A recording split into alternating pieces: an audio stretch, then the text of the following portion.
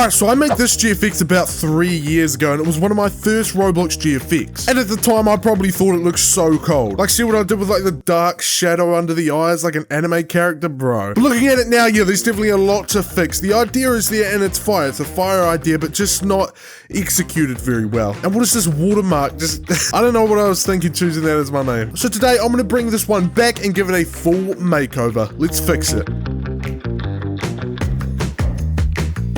I, of course, first of all, needed to make like a secret agent character. I started off by looking for some different suits, but after I realized that there's actually 3D suits I could use, I went ahead and used one of those. I originally was just going to do the normal 2D Roblox clothing, but I realized it was just a much better idea to use one of these 3D ones. I chucked a brand new rig into Roblox Studio, gave it this new suit and a nice hat. Then I got to work setting it all up inside a blender. I just separate each part of the suit into different parts, and I got really stuck on the legs here because I don't really do this that often, so I had to go in and manually deselect different vertices and things just so I could separate the two legs into two separate parts, which honestly, thinking about it now, I probably didn't even have to do that. I could have gone about this a much better way. I gave him this nice custom face I found. So there we are, I split it all up and attached it all up to the rig as well as the hat and gave it its texture. After I had that all set up, I got into the environment. Now originally I wanted to match the environment of the original one, but I didn't really want to. I just felt like it was too basic. It didn't really tell much of a story. Like, where is he? Why is he walking down these stairs? What's he actually doing, you know? After spending way too long trying to make these stairs, and after trying like 4 or 5 different environments, I realized I suck at modeling, so it was just best I use a free model. In between each of these environments, I was trying out different poses too. I really didn't know what I wanted to do. I got quite lost at this point. Luckily, I found this awesome like metro, train station, subway one on Sketchfab, scaled it up, edited it a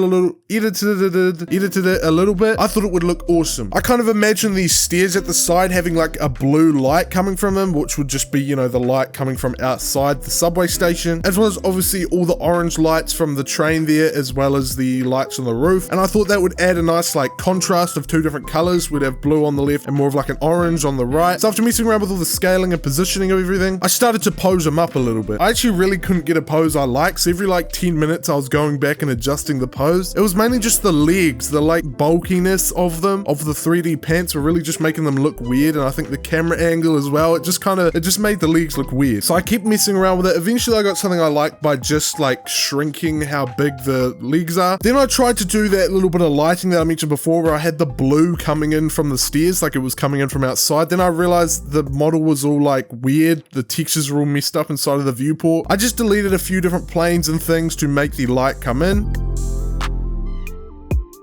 I then set up a sun that points down the stairs, bringing in that nice blue lighting, which looked awesome.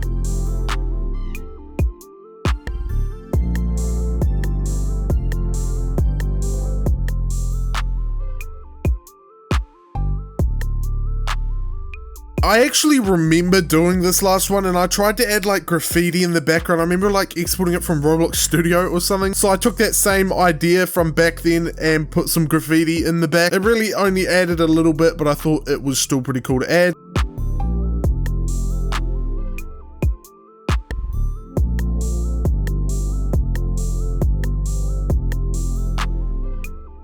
Then I noticed my character was very dark, so I came in with an area light from the front, as well as like this little weird tunnel thing I made, just so I could bring a little bit more light to the front of the character. And after messing around with all the lights, their colors and their brightness for a while, I got something that looked pretty nice. In my old one, I'm pretty sure all I did was just like an area light in front of the character. With this one, I did the same thing, an area light in front of the character, but this time it was a little bit colored. I did some more area lights in the back, and then of course I got on to doing some more advanced lighting. I gave him rim lights that were blue on the left side, because of course there was blue lighting coming from the left. I gave him orange rim lights on the right side. I added 2 area lights in front of the character as well, just to once again make his face and torso a little bit brighter, since it was just too dark. But at the same time, I really did want a lot of lighting just coming from the back, because of course that's what's going to give it that anime like shadow down in front of the eyes effect. I don't know why I say it's anime, but you know what I mean. In my old one, the light's coming from the front, so it makes no sense that there is such a strong shadow under the eyes. So that's why I really wanted to make a lot of intense lighting coming from the back. So then I could achieve that same effect. I had a few lights that were just light linked to the hat because I realized the hat wasn't really getting enough light to it. I even did some lights for the hat coming from the front. Then I went ahead and rendered it out and got into some Photoshop work. Now this is where I start to make everything pop. I just started off with a simple camera raw filter and messed around a lot with the light settings because the raw render was just really dark. I messed around a lot with the color mixer too to try and make those blues and those yellows pop a lot more, a little bit of curves, a little bit of a few other things. But after that camera raw filter, it already started to pop. Now I wanted to enhance the skin a bit. So I went and I added like this weird brown overlay. I made the teeth and the mouth in general pop out a whole lot more by just adding like a white overlay to the teeth and coming in and drawing in over all the black of the mouth. I thought it looked nice, but I thought the skin still just looked horrible. So I kept messing around with all different colors around the skin. I did a bit of shading to it at first, then came in and did a bit of a hue saturation. I still thought it looked kind of bad, so I did a few more different adjustments, and then I got into doing this shadow for the eyes. I realized right away that it does actually look quite good. I tried making it a little bit brown, I tried making it a little bit blue, then I actually did a whole gradient overlay where it was like blue on the left side and orange on the right side. Turned down the opacity to only like 1 or 2%. Then I spent way too long fixing this belt. I reckon none of you would have even noticed that, but I came and I tried to fix it, and then I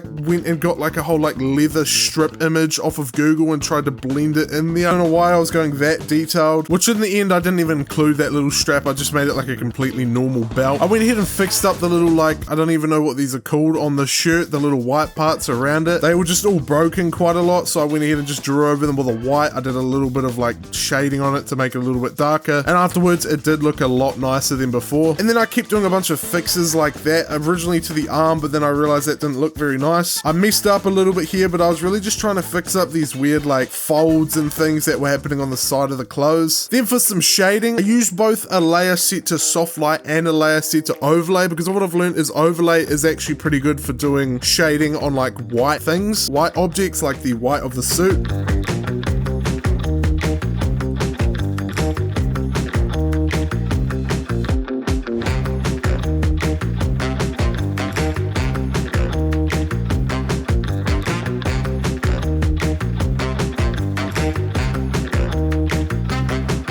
So that ended up pretty nice. I finally just figured out to use the smudge tool as well as a mask that was just applied to the character, and just went in and smudged all of it up. Erased the mask a little bit in some places, and it ended up looking pretty nice. I then used this super cool technique I learned from OLD Graphics, where you just use like an inner shadow layer style set to linear dodge add. I made one that was blue coming from the left side, and I went and used a mask and just erased certain parts of it.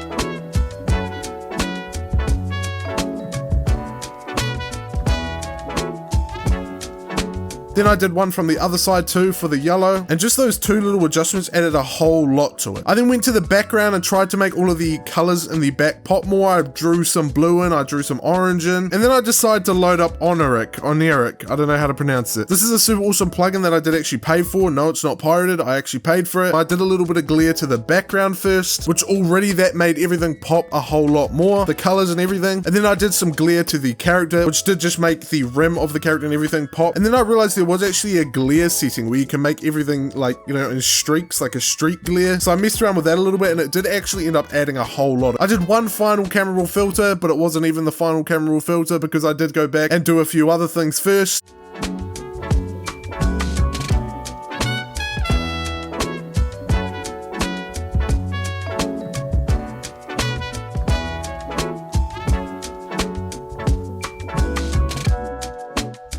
I then went back and removed the like glare that was coming off of the pocket. I don't know why I added that in the first place. Then I already had a mask of my character, so what I did is I grabbed that mask, inverted it, then duplicated the background. So I had just the background of my image, and then I used a tilt shift blur, which is really handy to use. It lets you make like I don't even know how to explain it. I originally accidentally applied it to the character too, but we'll fix that. But I just set it down to the bottom, so then it starts completely clear at the bottom and then blurs as it goes up, which kind of gives that illusion of some distance. So I thought that looked pretty nice. I tried adding a little bit of smoke coming off of the gun first. That was kind of my whole idea when I positioned the gun like this, was to have some sort of smoke coming out of it, like he's just used it, which I guess adds a bit more story to it. Like, look, he's just come from like a crime scene, or I don't know if he's a secret agent or what. The original artwork was called Secret Agent, so I guess he's like done a little hitman job or I don't know. I used a levels adjustment to make the white of the smoke pop out a whole lot more, and I also used a